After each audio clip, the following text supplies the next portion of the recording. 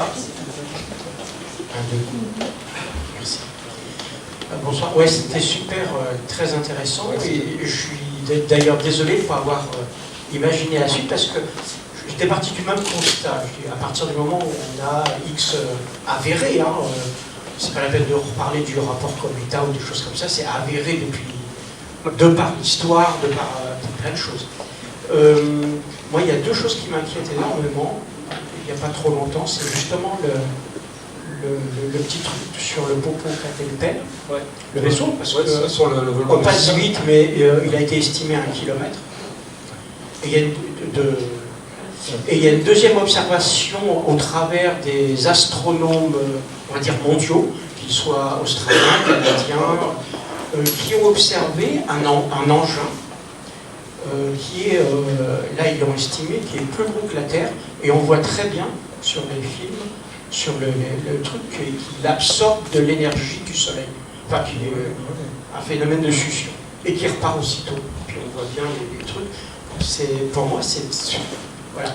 Je me pose beaucoup de questions à ce niveau-là. Pour le reste, évidemment, qu'il y a des questions sur les traces. Moi, je pense qu'on n'est pas du tout dans le traitement qu'il faudrait du sujet. On est à côté, franchement, moi j'essaie de travailler sur le sujet, on est d'autres. On est à côté de nos pompes sur le sujet, je vais vous le dire. C'est très clair. Notamment, en partie dû à quoi? En partie dû à la version officielle. Alors, je ne vais pas taper sur GEPAN, je ne vais pas faire méchant. On m'a dit non, parce que j'ai travaillé avec eux, mais je me suis vite rendu compte. Alors, le GEPAN actuel, attention, je ne parle pas de Velasco, etc. On a un petit problème avec ça, parce que le sujet mérite mieux. Alors, pourquoi il mérite mieux? Alors, on parlait tout à l'heure du rapport Cometa. Alors, c'est quoi le rapport Cometa? J'en parlais tout à l'heure. Eh bien, c'est une tentative de putsch, le rapport Cometa. C'est le putsch des militaires qui veulent reprendre la main sur le sujet.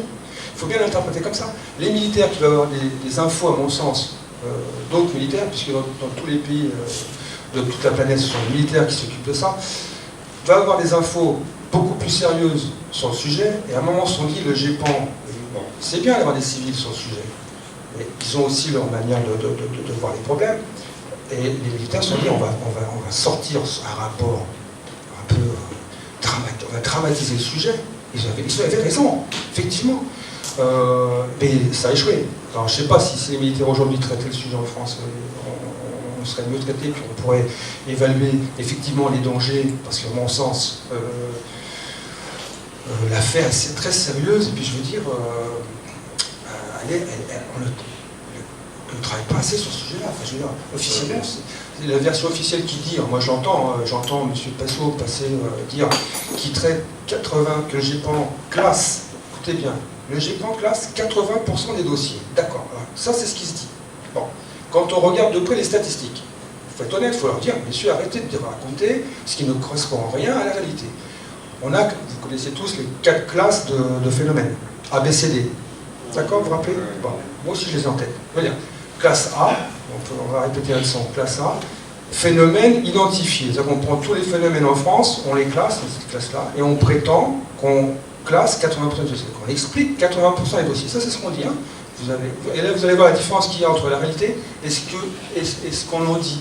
Alors, je ne parle pas de propagande, mais on dit de ce qu'on sous-entend. Et ce qu'on sous-entend est grave, parce que en sous-entendant ça, on sous-entend quoi? Alors, on revient sur ces 4 catégories. Classe A, on dit 21% de phénomènes identifiés. Moi, je dis OK. Mais après, entre B et D, on dérive. Parce qu'on dit quoi en classe B? On dit probablement identifié. Alors là, attention. Depuis quand établit-on des statistiques avec des données probables? Est-ce qu'en comptabilité, vous faites de la comptabilité probable? Donnez des chiffres d'affaires au fisc probable. Chez le médecin, il veut rien, probablement vous faites du cholestérol, tiens, je vais vous filer un truc. Non, ça n'existe pas, ça n'existe nulle part. Probablement identifié ne veut rien dire. C'est identifié ou pas. Classe C maintenant, encore mieux. Pas assez d'informations pour en tirer une quelconque conclusion. C'est fort de café, ça. C'est-à-dire qu'on n'en sait rien, mais qu'on classe. Alors si on classe, classer son ignorance, c'est l'ignorance. Je vais être très clair. Classe D, on dit, là on a plein d'informations, mais on ne sait pas ce que c'est. Donc on ne sait toujours pas ce que c'est. Ce qui veut dire que classe B, C et D, on ne sait pas ce que c'est. Et bien on ne sait pas ce que c'est sur 80% des dossiers. Voilà la réalité. C'est ça la réalité. c'est pas je classe 80, c'est j'ignore 80% de ce qui se passe au-dessus de nos têtes d'inconnus. Alors si on disait ça aux médias, on disait attention, c'est pas on classe tout, rassurez-vous, faites la sieste, tout va bien, sinon il se passe quelque chose dont on ignore totalement l'origine, dont on ignore totalement le fondement, on ne sait pas ce qui se passe. On ne sait pas ce qui se passe. Les histoires de fer, moi je me suis aperçu aussi, alors je sais pas, ça c'est des pistes que je donne comme ça, on sait pas trop. Mais je sais que par exemple actuellement, le champ magnétique terrestre a baissé de 1%. Hein, à peu près, ça baisse régulièrement. Est-ce que c'est pas lié aussi à notre traitement du fer, puisque c'est lui qui est à la base de tout ça? Est-ce que si on affaiblit dangereusement notre champ magnétique, il va se passer ce qui se passe aujourd'hui sur Mars? C'est vrai. Ce sont des vraies questions. Qu'est-ce qui se passe au-dessus de nos têtes? Qu'est-ce qui se balade au-dessus de nos têtes? Ah, une question. Merci. Justement, je voulais vous poser une petite question. Dans l'une des pages de votre diaporama, vous parliez effectivement du champ magnétique, des failles magnétiques. Je ne me rappelle plus, c'était au... Sur le Hudson River, non? Oui, sur les gisements de fer oui, mais c'était l'une des conclusions aussi du rapport de l'étude. Je ne sais pas si tout le monde a observé ça. En tout cas, moi, ça m'a capté mon attention immédiatement. Je veux dire un petit mot très rapidement sur le livre de Frank Scully, dont on ne parle pas beaucoup aujourd'hui, dont on parlera peut-être plus. On a déjà parlé ici à plusieurs occasions, mais Frank Scully décrit dans son livre, que vous connaissez certainement, qu'il est possible que l'une des raisons principales des crashs d'OVNI aient été liées à des failles magnétiques, et dans le champ magnétique terrestre, et que c'est aussi l'une des choses que les vaisseaux extraterrestres observaient et étudiés. Oui, j'ai entendu parler de cette histoire de faille, j'ai pas encore... Donc en vérité, la question que je pose ici, c'est le lien. Y a-t-il un lien, pouvons-nous trouver un lien entre l'étude des minerais de fer sur la surface de la Terre et la structure du champ magnétique terrestre? Est-ce l'objet d'une étude des extraterrestres? Alors, moi je peux vous dire que ce truc, il y a peu de temps, quand j'ai approfondi un peu toute cette histoire de perturbation magnétique, perturbation du champ magnétique. J'ai retrouvé d'une carte, bon, je l'ai là, mais je vais la montrer tout de suite. Là où le champ magnétique est perturbé, c'est là où il y a des masses importantes de minerais de fer magnétique. Donc c'est le cas, par exemple, de l'AMCA, de l'anomalie magnétique de Kursk,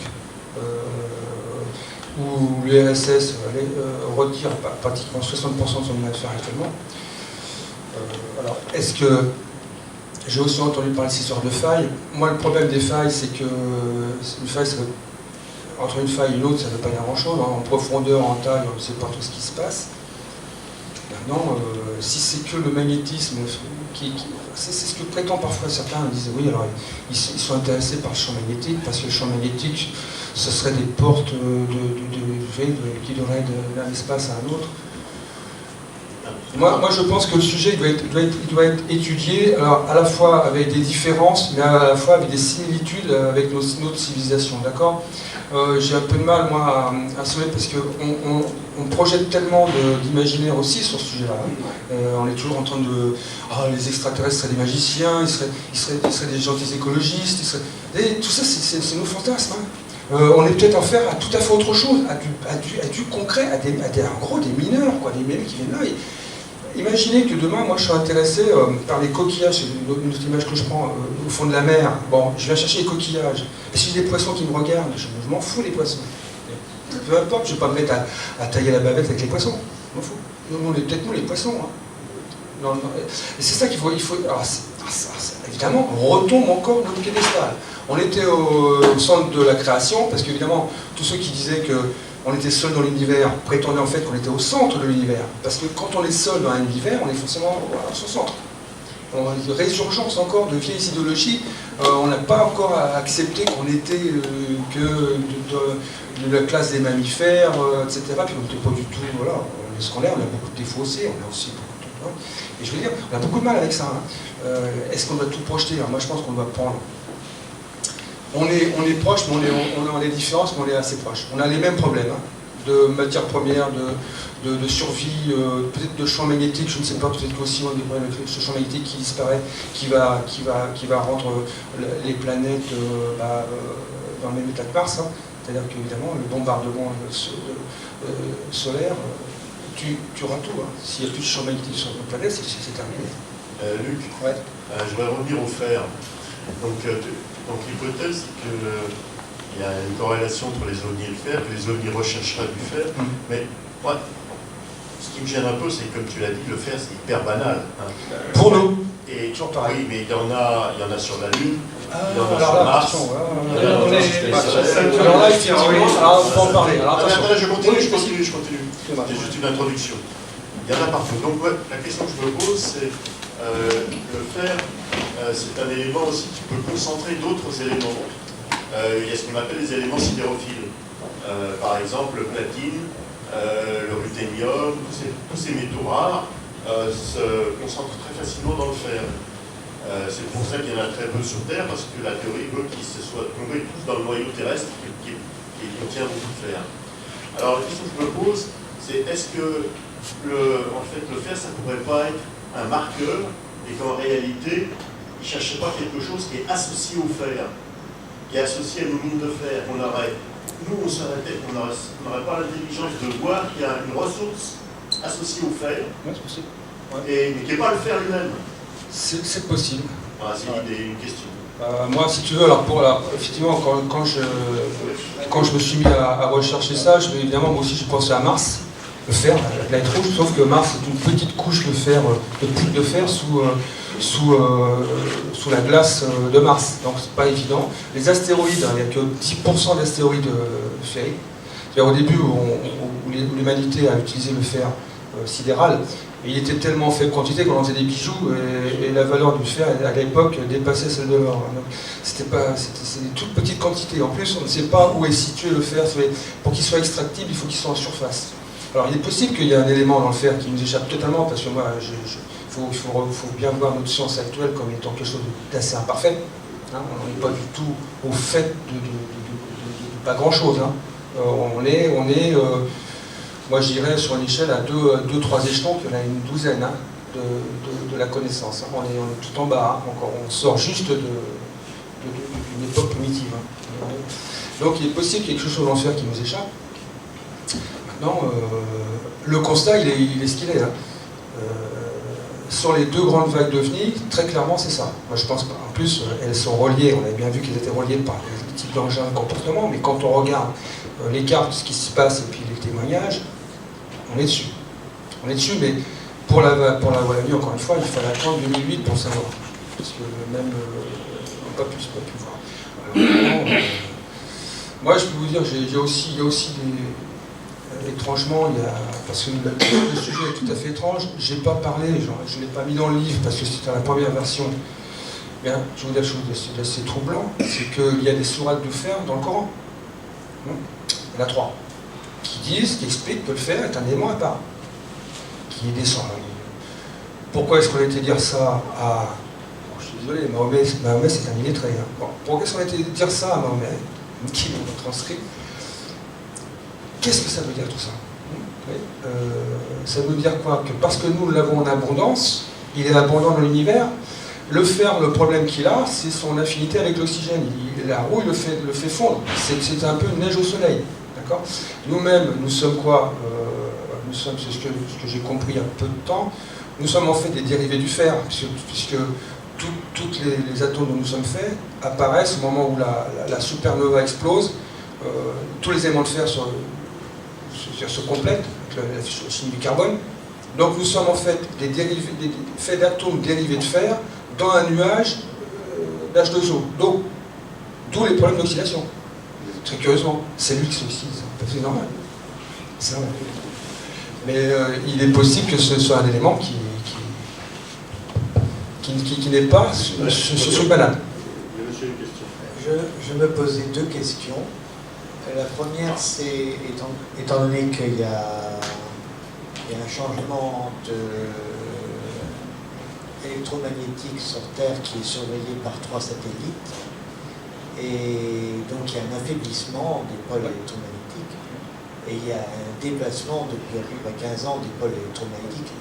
On ne sait pas de quelle ampleur, puisque c'est tellement caché. Mais la bonne question à se poser, c'est n'y aurait-il pas une corrélation entre les ovnis qui viennent chercher du fer et ce problème de pôle électromagnétique qui est en train de changer et qui est surveillé par 3 satellites? Possible. Est-ce que ça serait pour nous déséquilibrer ou nous rééquilibrer? On peut se poser la question. Attention moi je suis ok, mais attention aux théories qui vous mettent toujours au centre du sujet, hein, d'accord? Parce que... Non, mais après, j'ai une autre question que je me pose, c'est-à-dire que quand vous visitez les mégalithes qui ont été faits 5000 ans avant Jésus-Christ, peu importe, et toujours est-il qu'il y a quand même quelque chose de bizarre. Ils sont faits à des endroits où il y a des courants telluriques qui se croisent, et où il y a en même temps les pierres qui ont été ramenées ou qui ont été fusionnées à cet endroit-là contiennent énormément de produits ferriques. Et donc, on peut se poser la question, parce que ce n'est pas des êtres humains qui ont fait ça, parce que ça pèse 40 tonnes ou 300 tonnes, on ne voit pas comment un être humain pouvait transporter ça.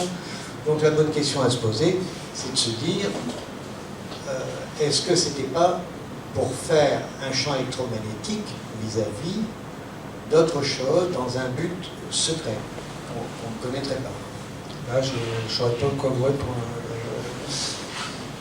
Si vous voulez, moi j'ai essayé, si vous voulez,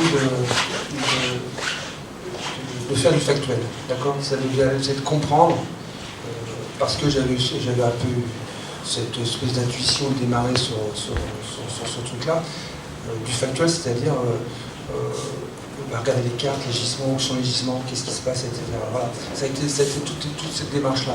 Okay. Donc après, l'interprétation qu'on peut faire sur les champs magnétiques, etc., c'est peut-être, hein, c'est possible. Hein. En tout cas, c'est bien que le fer est lié systématiquement au champ magnétique terrestre, donc le lien est évident pour la question ufologique. Si vous voulez que moi, j'ai été le premier sceptique sur cette histoire-là, parce que je me disais, non, mais c'est pas possible.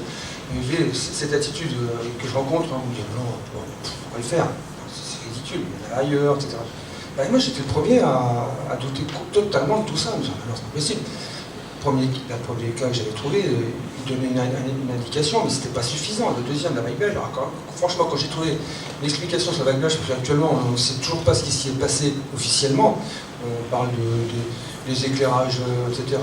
Puis quand on parle avec les gens de la SOBEPS, ils sont encore dans une forme de scepticisme qui a abouti aussi à nier complètement même les événements eux-mêmes. C'est un petit peu ennuyeux parce que il y a bien un lien entre deux vagues d'ovnis qui avaient été subodorées. Et ça, c'est vraiment l'épine dorsale du sujet.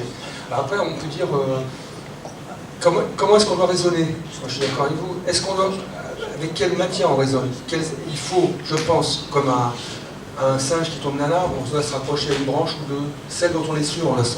Moi, j'ai utilisé les événements sûrs.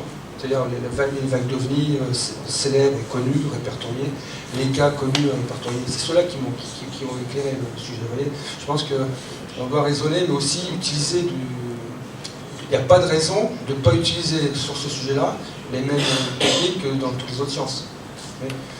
Du solide. Peu d'éléments suffisent à éclairer. Hein. Regardez, je ne sais pas, Newton voit une pomme tomber, ben voilà, il va comprendre ce que c'est que la gravité. Parce que la donnée est bonne, mais une toute petite donnée suffit.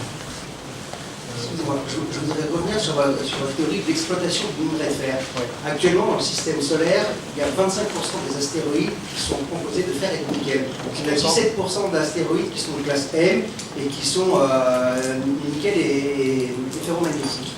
Donc du fer, il y en a partout. Il y en a partout dans le système solaire et très facilement exploitable. Tellement facilement exploitable qu'actuellement, des sociétés comme Virgin Aerospace et Newco Aerospace font des levées de fonds pour qu'on commence à réfléchir comment on va faire, nous, pour aller exploiter le fer sur les astéroïdes, en se disant que ça serait, après tout, plus simple d'aller l'extraire directement, puisqu'il affleure, il est directement invisible, plutôt que de le creuser sur notre propre planète. Donc c'est extrêmement intéressant, parce que vous faites le raisonnement inverse, en disant quelque chose vient d'ailleurs, et veut utiliser ce minerai qui est ici et essaye de l'exploiter ici, de l'extraire, alors qu'il faut l'extraire au milieu des silicates, ce qui n'est quand même pas d'une facilité absolue, alors qu'il y en a partout, tout autour. Donc, je voudrais savoir comment est-ce que vous en arrivez à cette conclusion, parce qu'en effet, les faits ont l'air d'être plutôt parlants. Le rapprochement que vous faites des deux vagues est extrêmement intéressant, mais ça a l'air de s'éloigner de votre conclusion, parce qu'on ne voit pas bien pourquoi est-ce que quelque chose viendrait s'embêter à faire quelque chose de très compliqué chez nous, alors qu'il pourrait le faire extrêmement facilement dans l'espace, puisque nous-mêmes, on est en train de travailler cette hypothèse. Alors écoutez, effectivement, moi j'ai vu des rapports qui parlaient justement de la pénurie de fer qui allait arriver dans, je sais plus, la pénurie de fer, attention, le fer il y en a partout, c'est pas la pénurie. L'exploitation, c'est ça, voilà, c'est ça le problème. C'est la teneur en fer pur qui pose problème. Voilà.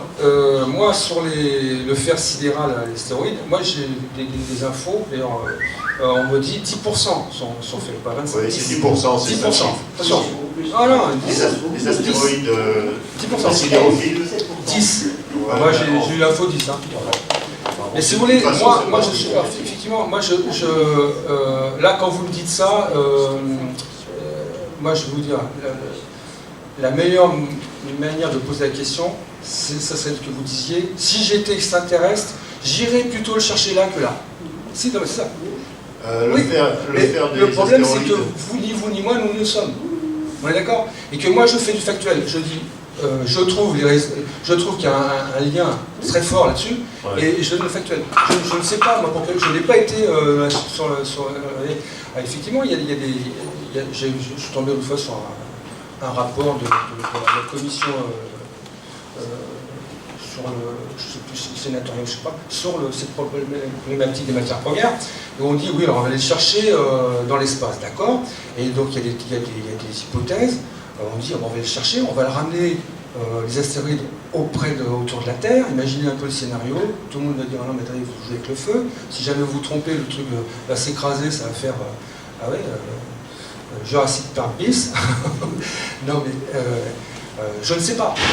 Je ne pourrais pas dire, effectivement, pourquoi ici, en plus ici, ça se voit, ça n'a pas l'air tellement dérangé. Parce que quand on voit ce qui se passe sur la vague belge, la vague wallonne, pas l'air d'être tellement... En plus, même par moment, on a même l'impression... Alors moi, je dis, mais c'est très étrange cette histoire. J'ai eu un moment une théorie sur le coup de pression, qui aurait mis, peut-être qu'il y a eu des échanges, et un coup de pression, parce qu'on est sur des régions où ça... Ils sont là, mais à des moments, on a l'impression qu'ils se montrent. Quoi. Ils sont là, on est là pour ça. On te montre. À qui s'adresser, je ne sais pas. C'est très très étrange. Et on n'est pas... Je ne peux pas dire, même sur... Alors après, il y a Mars, alors, Mercure, Vénus, c'est impossible à cause des températures, etc. C'est pas là qu'on a cherché du fer. Il y a éventuellement de la ceinture d'astéroïdes, mais si c'est que 10%, et où est situé le fer? Parce que là, le problème aussi, c'est que comme je relève, ce sont sur les anciens sites, c'est-à-dire que le fer a déjà été fondu. Ce sont des résidus.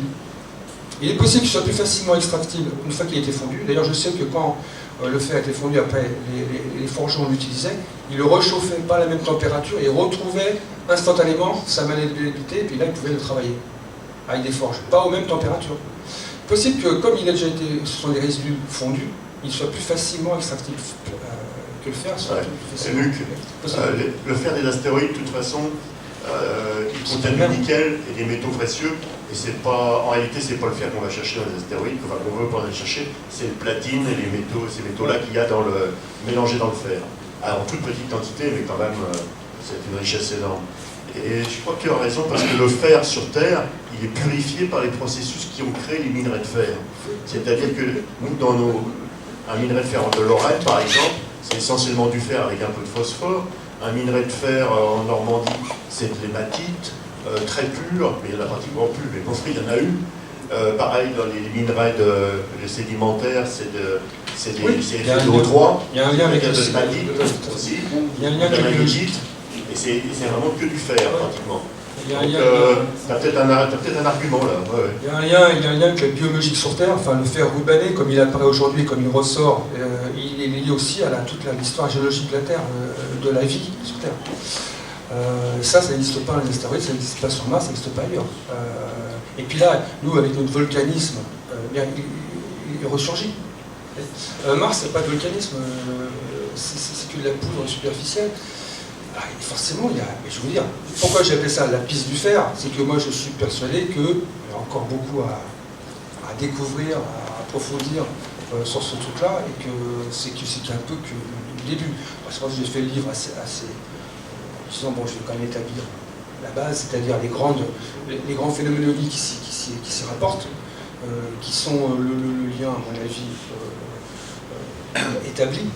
Maintenant, pourquoi se faire effectivement terrestre, pourquoi pas ailleurs, etc.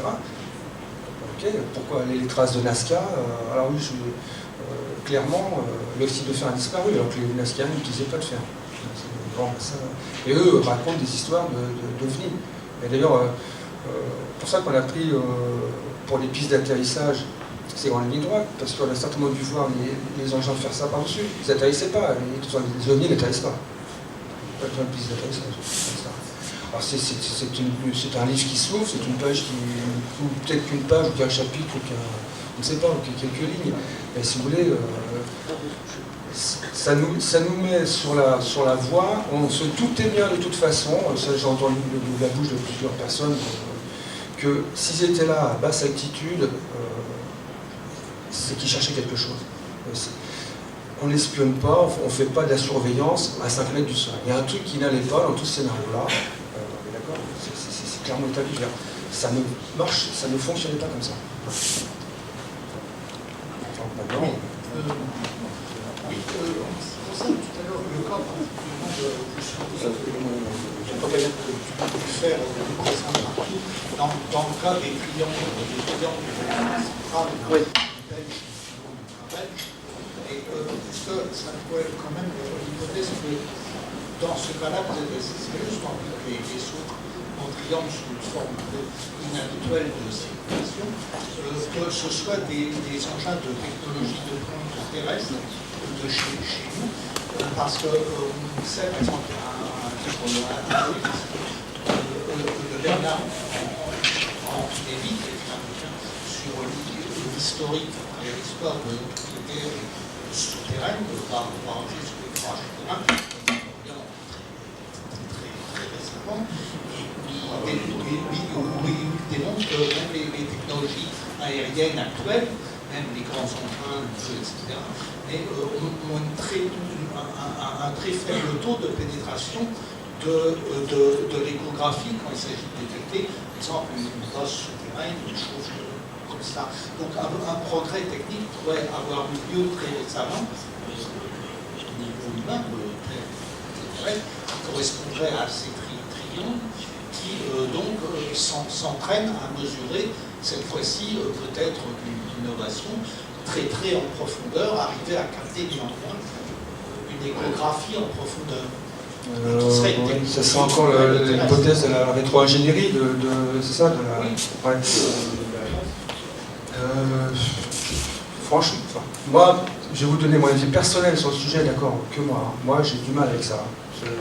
Et moi, je vais vous dire, il y a beaucoup de mouvements qui viennent des États-Unis, quand même, aussi la divulgation, tout ça. Pour l'instant, ça n'a mené à rien.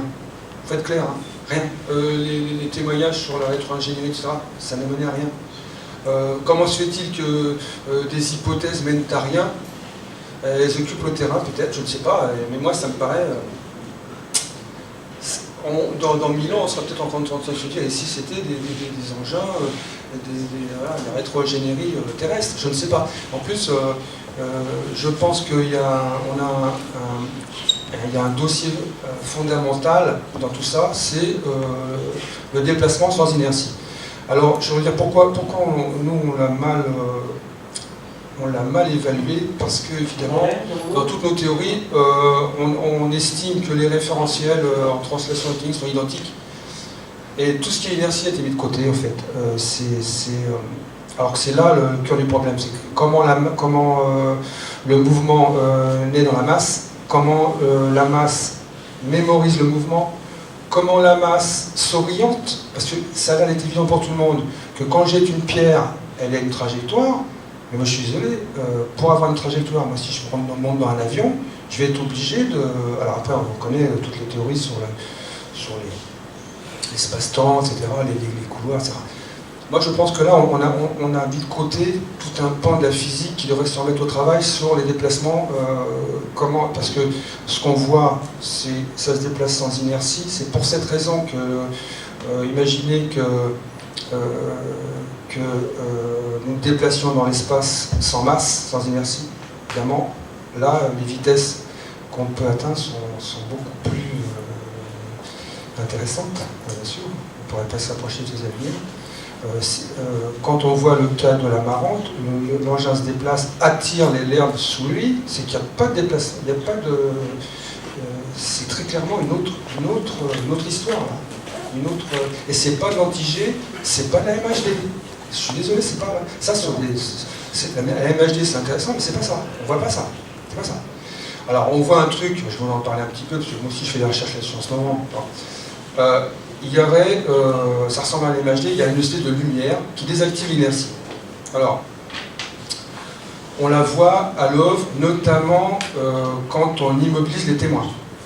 Plusieurs témoins racontent, j'en ai même plusieurs dans les automobiles par exemple, le type passe à côté d'un engin, et du coup une espèce de lumière qui vient sur lui et le véhicule s'arrête. Et je pense que c'est cette espèce de flux de lumière qui désactive l'inertie, la masse. Et il faudrait se pencher, hein, vous savez, on n'a que des miettes pour l'instant à se mettre sous la dent, hein. Les témoins sont parfois immobilisés aussi, c'est parce que évidemment que si on désactive l'inertie, il n'y a plus de mouvement possible. Quand ils se sentent paralysés parfois les témoins par les lumières, par les jets de lumière. Donc il y a peut-être toutes les choses de ce côté-là. C'est aussi une base de micro-ondes, etc. Il y a encore à chercher à utiliser les données. Luc, est-ce que tu as entendu parler de l'Ormus? Non. C'est quoi? Ça serait une substance extrêmement subtile qui se trouverait dans la terre et qui, dans les sols, et qui il est possible qu'en fait ce ne soit pas vraiment le fer, mais qu'il y a quelque chose dans le fer qui nous échappe à nous, possible. Là, moi aussi, j'ai réfléchi en me disant, alors à ce moment-là, il a fallu qu'on ait exactement sur certains airbags d'OVNI, parce que là, par exemple, Dunayer, lui, il nous met tous les gisements de fer différents, hein, les magnétites, etc. Par type, il les a classés. Il a fallu qu'on ait à telle date, ils étaient là, à telle date, ils étaient là, telle date, ils étaient là. Mais pour ça, il a fallu, non pas qu'on soit tous en train de se dire est-ce que ça existe ou pas, mais dire, bah oui, mettons-nous au travail. Alors, je ne vous ai pas parlé aussi, je vais en parler, mais sur l'hypothèse extraterrestre. Pourquoi l'hypothèse extraterrestre? Eh bien, si vous voulez, c'est un postulat. Alors, vous allez me dire, ah ben oui, mais il y en a d'autres. Oui. Alors, si vous voulez, on est obligé de prendre une hypothèse, un chemin, pour comprendre ce qui se passe. Il y a des positions officielles qui disent, position officielle aujourd'hui dit, on ne sait pas ce qui se passe, on va rester dans l'inexpliqué, l'inexplicable. C'est la seule manière de ne jamais savoir ce qui se passe, c'est celle-là. D'ailleurs, l'humanité n'a jamais fait ça. L'humanité a toujours fait avec ses données. Elle a toujours avancé avec ces peu de connaissances qu'elle avait. Elle s'est trompée, elle a rectifié le tir, elle a amélioré ses données, corrigé ses théories, mais si vous voulez, la posture qui consiste à dire je ne sais pas ce qui se passe, mais je vais attendre des données, n'a jamais été celle de la connaissance humaine. On n'a jamais, et heureusement pour nous. Les Grecs ont commencé à comprendre que la Terre était ronde, simplement en regardant un navire arriver, ils se sont aperçus qu'on voyait le mât d'abord, puis etc. Ils se sont dit, ils n'avaient pas besoin, ils ont commencé à comprendre la notion d'atome, ils n'ont pas attendu le LHC pour se dire, etc. Et heureusement, parce qu'ils ont appris certaines choses, etc. Donc nous, on est sur le même problème, c'est-à-dire qu'il faut qu'on avance des hypothèses, qu'on travaille sur des hypothèses, qu'on réfute des hypothèses, et qu'on fasse un vrai travail sur l'ufologue. Théorique et chercheur d'hypothèse. C'était ça, je pense, moi, qui manquait le plus au sujet aujourd'hui. C'est ça qu'il faut faire. Il faut que chacun aille dans son... Peut-être que c'est les failles, peut-être que c'est si. Il faut qu'on confronte nos théories, nos hypothèses, qu'on donne nos sujets, qu'on dise là on s'est trompé. Effectivement, pour le faire peut-être pas, c'est peut-être autre chose. C'est ce travail-là qui va nous faire comprendre vraiment, peut-être ce qui se passe vraiment. On doit adopter sur ce sujet-là les mêmes techniques que toutes les autres sciences. Il n'y a pas de raison sur celui-là, et là, c'est vrai que j'en veux un petit peu à la position officielle du mystère, parce que ça n'a jamais été le chemin de la connaissance. C'est une position religieuse. Alors c'est peut-être un hasard qu'on ait un ancien jésuite qui soit à l'éthique au Japon, chez Arnaud, je crois, un ancien jésuite, qui a insufflé une espèce de notions théologiques sur des sujets qui n'ont rien à voir avec tout ça. Alors, on devrait dire ça on le sait, ça on ne sait pas. Oui, mais avec ce qu'on sait, on va émettre des hypothèses, et notamment l'hypothèse extraterrestre. Alors, il y a aussi un autre chemin, c'était celui de l'éther. Rappelez, je ne sais pas si vous vous souvenez de cette histoire de l'éther, à une époque, c'est à l'époque d'Einstein, est-ce que le vide était vide ou est-ce qu'il était composé d'un éther? Bon. Et il y avait des partisans de l'éther et des partisans du non-éther. Si on faisait comme en ufologie, les partisans de l'un se diraient « Ah non, ça existe », les autres « Non, ça n'existe pas »,« Moi, ça existe »,« Non, ça n'existe pas », non, c'est... 1000 ans se seraient écoulés sans qu'on sache vraiment. Qu'est-ce qu'on a fait? On a dit si l'éther existe, il va y avoir des conséquences. Mesurons les conséquences. Donc, postulat, l'éther existe. Et je comprends, en mesurant les conséquences s'il n'y en a pas, qu'il n'existe pas. Je fais la même chose. Hypothèse extraterrestre, je pose, je ne suis pas le seul, bien sûr. Quelles conséquences? Ça veut dire que s'il y a des visites et qu'ils ne sont pas l'objet des visites, il va bien y avoir quelque chose ici qui les intéresse. Je trouve ça. Effectivement, je n'ai pas voulu chercher ça. Mais je veux dire, à posteriori, on peut analyser ça comme ça, en disant il faut émettre des postulats, il faut émettre des hypothèses et travailler sur ces hypothèses. Quand on est perdu, il faut emprunter un chemin. Sinon, on est perdu pour l'éternité.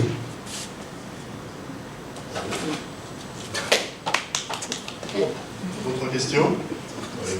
Ou alors, monsieur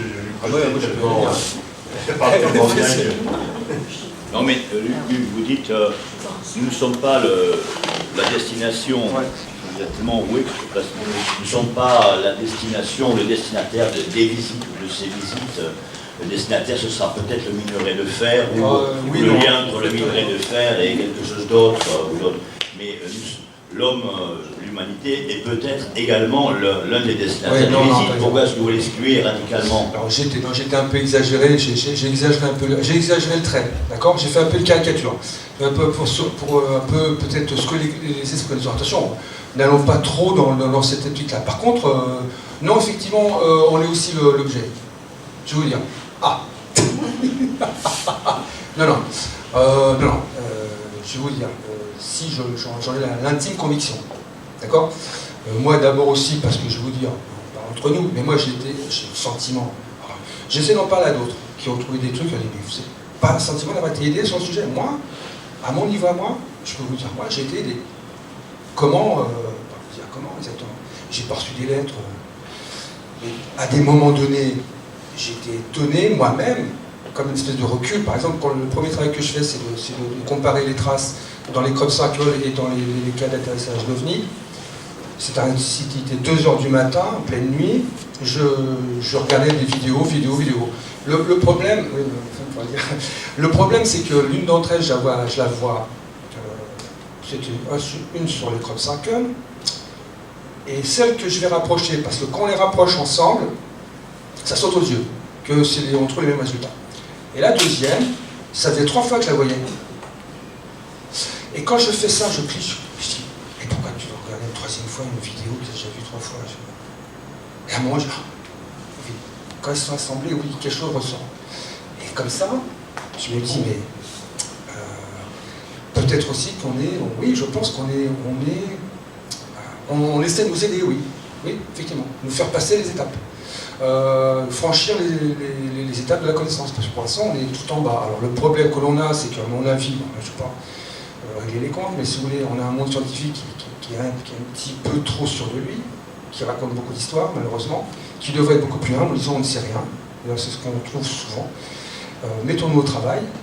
Ce qu'on pensait d'être notamment, je suis moins effaré de voir cette histoire de référentiels entre stations électroniques qui sont identiques, alors que d'un côté on a une charge d'inertie, de l'autre côté on n'a rien. Évidemment, les lois, enfin, on a laissé de côté des pans entiers d'études. On essaie de nous dire, on nous montre, le cas de la menthe, il est étrange. Un jardinet de 12 mètres carrés, le type est tout seul, c'est un biologiste. On ne pourrait pas dire, c'est un témoin foireux, non, lui c'est un scientifique. Bon, l'engin arrive devant lui. Et je me dis, mais on nous montre quelque chose aussi. On vient nous montrer, tu as vu comment ça marche? Pas de pousser, rien. je n'éjecte pas une masse. Je ne suis pas sur les technologies du pétard chinois. Alors on fait quoi, nous, actuellement? Il faut être honnête, qu'est-ce qu'on fait? Alors on a un peu d'informatique, c'est vrai qui est bien développé, mais on est sur la technologie du pétard chinois. On balance des grosses masses, boum. Dans nos moteurs à explosion, dans nos fusées, on fait ça. D'accord? Et qu'est-ce qu'on fait dans notre énergie? On utilise la machine à vapeur. Qu'est-ce que c'est dans le centre nucléaire? C'est une machine à vapeur. C'est la vapeur qui pousse les turbines. C'est rien d'autre. On a perfectionné des technologies du 19e, du début du 20e siècle. C'est tous, on en est là. Il faut être honnête, on dit non, mais on a peut-être voilà. Et ça, on essaie peut-être de nous aider, de nous dire, bon, bah, les gars, vous y êtes pas. Hein. Arrêtez de vous y croire. Excusez-moi, depuis plusieurs fois, vous avez l'air de vouloir rompre la notion d'équivalence entre masse pesante et masse inertielle. Ouais, mais Vous pouvez développer un peu ça, parce que non, alors moi, je suis l'équivalence, un cette équivalence, on l'a faite nôtre. Non, moi je suis béotien. Moi je suis un béotien. Je suis un béotien, c'est la fois ma faiblesse et ma force. Je ne vais pas les connaître, mais moi je vois pas les choses de la même manière. Moi, ce qui me choque si vous voulez, moi ce que je vois, c'est que le grand débat, c'est la masse dans le mouvement, d'accord? C'est-à-dire que si on veut aller beaucoup plus loin, beaucoup plus vite, il va falloir s'exonérer de la masse. Et quand on voit les engins circuler, je vais faire les arrêts instantanés, les départs subis, 90 degrés, etc., tout ce qu'on voit sur les ovnis, je dis, hein, il y a un déplacement sans masse. Alors comment est-ce possible? Parce que d'un autre côté, il faut de la masse pour se déplacer, parce que sinon il n'y a plus d'inertie, il n'y a pas de mouvement. Il y a tout un sujet là. Et quand je me réfère, moi, à ce travail sur l'inertie, hein, c'est la charge du mouvement dans les objets, comment s'en défaire, je tombe sur les équivalences. C'est compliqué, ça va pas être simple. Si vous voulez, on explique que les lois de la physique actuelle si vous voulez, sont équivalentes dans deux systèmes, deux référentiels qui se déplacent en translation équilibre. Vous savez ça? Hein? Bon. Et je me suis dit, mais il y a un truc qui ne va pas. Et qu'est-ce qui ne va pas? C'est que quand il y en a un qui est en mouvement, il est chargé en inertie. Et donc ils ne sont pas égaux. Les lois apparentes sont égales, mais les systèmes ne sont pas égaux. Alors, on était un peu vite en la besogne, je pense que là, il y a quelque chose qui ne va pas. Surtout, moi, vous voyez, parce que je cherche moi aussi à savoir pourquoi, qu'est-ce qui fait qu'on a complètement mis ça de côté. Alors c'était ça le cœur du problème. Mais c'est la théorie de Jean-Pierre Petit sur Janus, sur le modèle Janus. Hein, c'est la pression positive et la pression négative. Inertie, ou alors inertie négative. Bien sûr. C'est ça? Il lui dit ça? Bien sûr. Ah ben je sais pas. Ouais. Vous êtes au GEPAN, excusez-moi. Non, mais j'étais civil associé au GEPAN, ouais, c'est tout. Oui, mais moi je suis civil, mais je ne suis pas associé au GEPAN et je suis au courant. Non, j'ai pas. Non, mais j'ai pas. Voilà, cette théorie de Juppé qui fait qu'il développe cette théorie de Janus avec l'inertie positive, donc l'aspect négatif et positif, qui se repoussent. Et ce qui explique l'inertie. Donc voilà. Devriez lui écrire. Et c'est en train de se développer, on est d'accord. Ouais. Toute la théorie scientifique jusqu'à maintenant, elle était selon une dogme, sur une doxa, qui fait que ça n'évoluait pas, et on est en train d'évoluer. Très bien. Bah, vous voyez, curieusement, on est dans les plusieurs. Ils ont du mal pour l'instant à soutenir d'autres théories, et on a quelques scientifiques qui commencent à basculer. C'est doucement. Si vous écoutez bien Aurélien Barraud, il est le premier à aborder cette problématique de doxa, où il faut effectivement que les scientifiques commencent à sortir de toutes ces théories dans lesquelles ils se sont enfermés, sur lesquelles ils ne se trouvent pas. Et quand vous parlez de théories scientifiques, moi je connais des scientifiques qui travaillent sur certaines données qui sont totalement autres et dont on ne fait pas, j'exagère un peu. On ne fait pas vraiment la publicité, mais tout simplement parce qu'ils n'ont jamais réussi à avoir des financements d'EDF, parce qu'ils sont sur des théories qui sont autres que l'atome. Et ça aussi, c'est une problématique. Si on n'a pas réussi à progresser au niveau scientifique, mais à tous les échelons, c'est qu'il y a eu une sorte de blackout au niveau du système scientifique qui fait que les gens n'ont pas pu bénéficier de fonds supplémentaires pour pouvoir avancer. C'est le cas de Jean-Pierre Petit aussi. On est d'accord. Mais il aurait dû faire, moi je ne suis pas d'accord avec lui, il aurait dû faire appel aux militaires.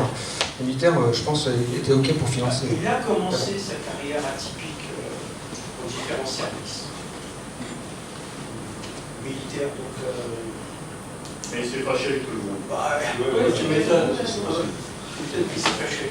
Mais vous trouvez tous ces... Il s'exprime beaucoup maintenant, vous tapez Janus, il a une chaîne YouTube sur laquelle il fait c'est le des sujet exposés. central de... je pense que là, on est au cœur de la possibilité de se déplacer beaucoup plus vite. Parce que dans notre système déjà, mais aussi on est à 4 années-lumière de la fin du Centaure, c'est peu en fait. Hein. Alors est-ce qu'on va... Voilà. Warp Drive. Comment est-ce qu'on traduit Warp Drive? Du surf. Du surf. Comment Qu'est-ce que tu disais? Comment est-ce qu'on dit, on traduit le Warp Drive? Parce qu'on parle d'aller à la fin du Centaure. Alors d'aller soit le Wormhole, ou le Warp Drive. Ça n'existe pas. Tu l'as inventé. Non, ça se fait rire. Eh ben, je pense que on va arrêter là. Les questions s'arrêtent en tout cas. Donc on va clore cette séance. Je remercie Jean-Luc.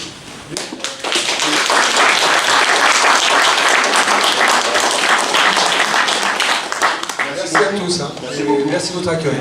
Et puis cette discussion était vraiment intéressante et c'était bien.